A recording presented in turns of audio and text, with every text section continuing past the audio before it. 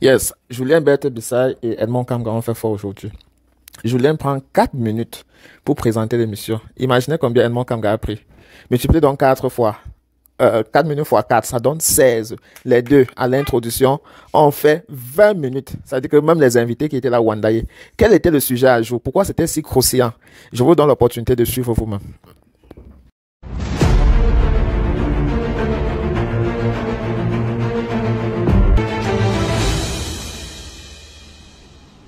Bonjour à tous, mesdames et messieurs. Bienvenue à Droit de réponse, votre magazine dominical qui analyse les faits d'actualité ayant marqué la semaine.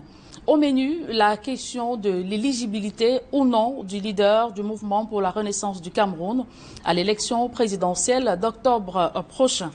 Depuis quelques jours, le sujet fait débat dans les chaumières, sur les plateaux de radio et télévision et dans l'espace public. Les experts en droit et questions constitutionnelles profanes y vont chacun de leurs arguments justifiés ou injustifiés, recourant même au raisonnement par l'absurde pour démontrer que Maurice Kamto est éligible pour certains et pour d'autres inéligible. Mandat impératif, mandat représentatif, interprétation à guise des articles du Code électoral et dispositions de la Constitution, tout y passe pour essayer de convaincre l'opinion.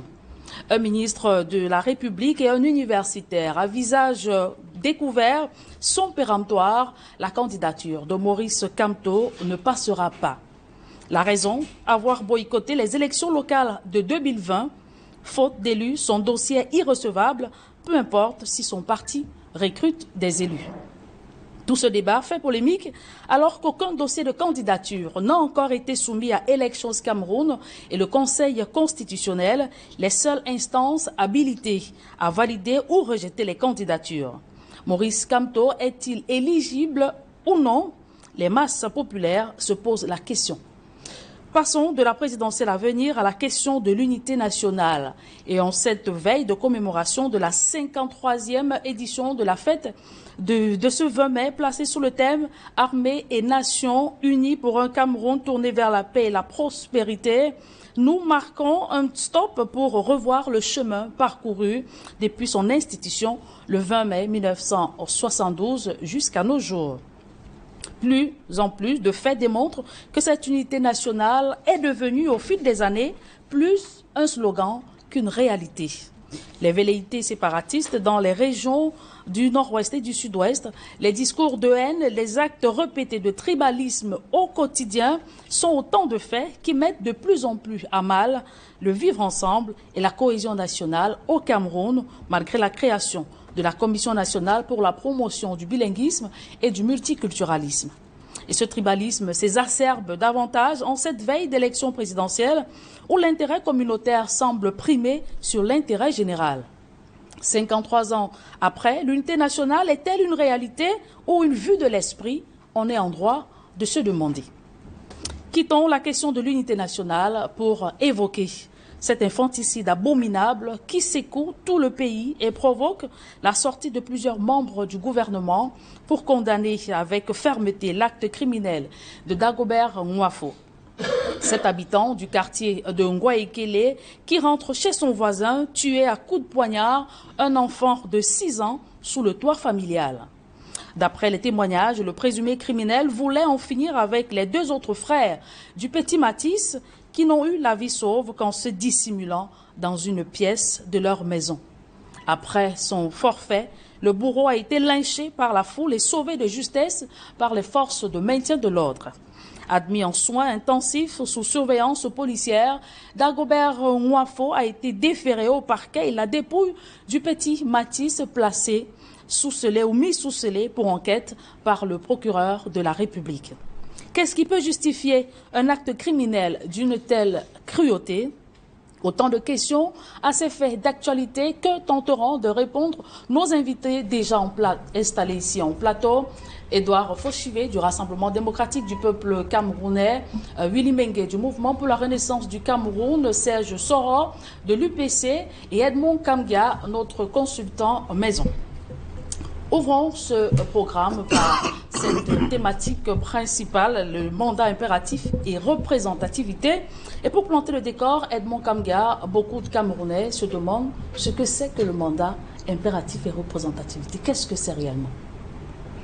Bonjour à tous les co-panélistes. Bonjour également à tous les téléspectateurs qui nous regardent en ce moment. Oui, effectivement, nous allons rentrer dans le fond du débat, la première thématique, qui porte sur le mandat impératif. Je vais aller très simplement dans l'explication et ensuite je vais évoquer le mandat représentatif pour mieux comprendre, pour qu'on comprenne mieux la distinction, la différence entre les deux. Ce débat, vraiment, il est sur la place publique, il faut bien qu'on en parle. Et c'est pour cela qu'on a invité les panélistes qui sont là, les co-panélistes. Je vais dire tout simplement que le mandat impératif, c'est lorsque un parti politique investit un candidat, le candidat est élu, et désormais le candidat qui est élu dépend de ce parti qu'il a investi.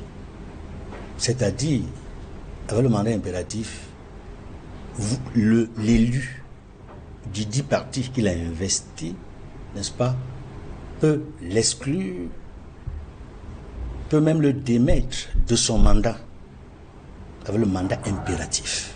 Ça a eu cours dans ce pays, notamment entre 1966, c'est-à-dire 1er septembre 1966, lorsque on a unifié, n'est-ce pas, les formations politiques à travers l'UNC, jusqu'au début des années 80. Il y a même une affaire en justice qui a fait des gorges chaudes dans les années 80-83. Je ne reviendrai pas sur cette affaire, ça concernait, n'est-ce pas, les députés fonctionnaires qui avaient été radiés, qui avaient été exclus et qui avaient perdu leur mandat. Ce qui nous intéresse, c'est de montrer en réalité ce que c'est que le mandat impératif et ses effets et ses conséquences. Vous voyez donc que le parti a prégnance sur l'élu lorsqu'il y a le mandat impératif. Et il peut même, je le dis, parce qu'il y a une affaire très célèbre sur laquelle on va certainement revenir, qui a choqué beaucoup de députés lorsque nous sommes retournés au multipartisme. Et mon compagnon de l'UPC sait de quoi je parle, parce qu'on va en parler, le cas Étienne Soman, qui était élu, n'est-ce pas? Quand je parle de la première législature du retour au multipartisme, je parle des élus issus, n'est-ce pas, des législatives du 1er mars 1992. C'était donc ceux qui étaient là entre 92 et 97. Donc, la tendance, Augustin Frédéric Cordoc avait des députés dans cette assemblée. Il y avait notamment 18 députés de l'UPC, il y avait également des députés de l'UNDP. Ils étaient 68, le MDR 6. Le RDPC avait eu une majorité relative, 88 députés seulement, donc il n'avait pas la majorité absolue. Ce sont les formations politiques à l'Assemblée qui étaient majoritaires. Il a fallu que le MDR s'allie avec le RDPC pour que le RDPC, le MDR puissent contrôler l'Assemblée nationale avec le président Cavaille Guédibril, qui est en fonction au perchoir depuis 1992. Voilà un peu pour retracer un peu les faits. Juste, c'est-à-dire la prégnance du mandat impératif qui a fait beaucoup de mal jusqu'au cas de Étienne Soman qui avait été exclu, n'est-ce pas, de l'UPC, tendance Kodok, je dois préciser, parce que ce n'était pas tout l'UPC, toutes les tendances qui étaient allées à cette élection. La tendance d'Etoumanza n'était pas allée à cette élection, avec boycotté. C'est la tendance Kodok qui était allée à l'Assemblée, et parmi ces députés, ceux qui n'étaient pas d'accord avec lui sur les stratégies à l'intérieur du parti, il les a exclus, Soman et 2 de ses camarades. C'est comme ça que Soman a quitté l'Assemblée nationale, exclu du parti, il a perdu son mandat. Ça a choqué l'ensemble des députés, y compris les députés du RDPC, qui ont dit plus jamais ça. Ça les avait pas choqués. Et je vais également parler du mandat représentatif, avant d'aborder, si vous le voulez, parce que c'est important, la genèse, comment est-ce qu'on en est arrivé là. Tout à fait. Oui, oui. Le mandat représentatif signifie tout simplement que la nation élit ses représentants, élit ses élus. Et une fois élus, ces représentants-là se déterminent librement, en toute indépendance, dans l'exercice, n'est-ce pas, du pouvoir politique. C'est-à-dire, dans le mandat représentatif, les élus sont libres, totalement libres, parce qu'ils sont le reflet de la souveraineté nationale. Et je rentre alors dans la Constitution pour qu'on comprenne mieux. Article 15. Constitution du 10 janvier 1996, il y a 2 paragraphes qui m'intéressent ici, qui va faire peut-être l'objet du débat ici. Paragraphe 2. Chaque député représente l'ensemble de la nation. C'est tout l'intérêt du mandat représentatif. Parce que lorsque vous êtes élu, même si vous avez été investi par une formation politique, vous êtes, pour le cas du député, vous représentez l'ensemble de la nation. Et tous les élus, qu'ils soient des magistrats municipaux, qu'ils soient sénateurs, qu'ils soient conseillers régionaux, tous les élus représentent la nation.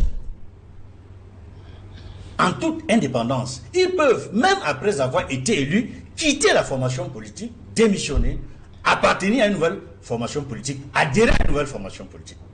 Ils peuvent aussi être exclus, ils décident d'adhérer ou pas à une nouvelle formation politique. Mais ce qui est intéressant, c'est que ils ne vont plus jamais perdre leur mandat. Parce que l'article 3 de l'article 15 de la Constitution dit, l'alinéa 3 de l'article 15 de la Constitution nous dit, tout mandat impératif est nul. Cela signifie que ce que je vous ai expliqué tout à l'heure par rapport au mandat impératif, qui faisait en sorte que, même si quand vous avez été investi, le député imprégnant sur vous peut même vous exclure. Désormais, ce n'est plus possible. Donc, on a corrigé une défaillance constatée en 1992 avec l'exclusion d'Étienne Soma. Entre 1992 et 1996, j'irai même plus loin. Entre 1991 et 1996, il y a eu un gros travail qui a été fait dans l'élaboration de la Constitution depuis la rencontre tripartite du 30 octobre au 17 novembre 1991. Tout a en fait commencé, tout le travail constitutionnel a commencé à la rencontre tripartite. C'était l'un des points intéressants obtenus par l'opposition à la rencontre tripartite. Je vais simplement dire que avant que d'entrer dans tout ce travail qui a fait en sorte qu'on quitte le mandat impératif pour le mandat représentatif, je vais tout simplement citer 2 alinéas de la loi numéro 90/056 sur les partis politiques. Il dit ceci, et c'est important de noter. Article 3, paragraphe alinéa 1. Nul ne peut être contraint d'adhérer à un parti politique. Nul ne peut être contraint d'adhérer à un parti politique. Alinéa 4, nul ne peut appartenir à plus d'un parti politique. J'insiste sur l'alinéa 4 de l'article 3. Nul ne peut appartenir à plus d'un parti politique. Pourquoi je le dis? Parce que j'ai suivi beaucoup de débats sur les plateaux de télévision et même dans la presse et sur la place publique, où certains panélistes ont voulu nous faire croire que vous pouvez appartenir à 2 formations politiques. C'est-à-dire que lorsque le parti vous a investi, vous demeurez membre de ce parti, même lorsque vous avez démissionné. C'est une hérésie. Ça n'existe pas en droit. Parce que la loi dit, nul ne peut appartenir à plus d'un parti politique. Quand vous démissionnez, vous n'êtes plus dans le parti politique que vous avez investi. Vous démissionnez, vous pouvez créer votre propre parti. Vous appartenez désormais à un nouveau parti politique. Vous pouvez même adhérer à une nouvelle formation politique. Et parce que vous êtes élu, les effets de votre mandat continue avec la nouvelle formation politique que vous avez créée ou alors à laquelle vous avez adhéré. Maintenant, je vais prendre juste des exemples avant de revenir sur l'historique de l'élaboration de la Constitution qui a permis de mettre fin à cette histoire de mandat impératif. Je prends juste des exemples qui renforcent l'idée selon laquelle tout mandat impératif est nul. Je prends quelques exemples. Je prends l'exemple de 2 députés du SIF qui ont quitté le SIF et qui ont adhéré au RDPC. Et évoquer rapidement la jurisprudence Aya Abine. Le député SIF favori 4, Oscar Edimon Doumbé, qui est bien connu, a démissionné du SIF le 5 octobre 2018. Il a rejoint le RDPC de manière officielle à la séance plénière de l'Assemblée nationale le 19 mars 2019. C'est important, les précisions et les dates. Dès lors, il siégeait dans les rangs du RDPC et agissait comme militant du RDPC et appartenait au groupe parlementaire RDPC. Je prends un autre exemple d'un député SDF qui a rejoint le RDPC. Le député Akamwa, oui, a démissionné de sa formation politique. Je me rappelle bien, parce que j'avais les échos de la conférence de presse qu'il avait tenue ce jour-là, après avoir démissionné. C'était le dimanche 22 mars 2015 à Yaoundé, à l'hôtel des députés. Il donnait une conférence, il expliquait pourquoi il retourne dans son ancienne maison. Il disait que le RDP c'est mon ancienne maison. J'ai quitté le RDP, le SDF, parce que la direction du parti, le leadership du parti, je ne me retrouve plus sur le plan idéologique. C'était sous le feu Chairman Nijon Fondi. Akamwa avait donc démissionné pour rejoindre le RDPC et il agissait désormais comme membre du RDPC, militant du RDPC et dans le groupe parlementaire RDPC. Maintenant, rapidement, la jurisprudence à Aya Abine, c'est qu'il était député du RDPC au cours de la législature des années. Je me rappelle, c'est en 2011 qu'il a démissionné, il était député. Il décide, la même année-là, l'année-là, il y avait l'élection présidentielle d'octobre 2011. Il démissionne de sa formation politique. Il crée son parti politique, le PAP. Il dépose sa candidature. Et je me rappelle également qu'il y avait eu des contestations au sein du RDPC. Certaines personnalités-là, certains cadres du RDPC avaient porté plainte. Ça l'a fait aller jusqu'à la Cour suprême. Mais il a gagné. La justice a donné raison à Paul Aya Abine, qui a été candidat de son propre parti politique, le PAP, après avoir démissionné du RDPC, parce que tout mandat impératif est nul.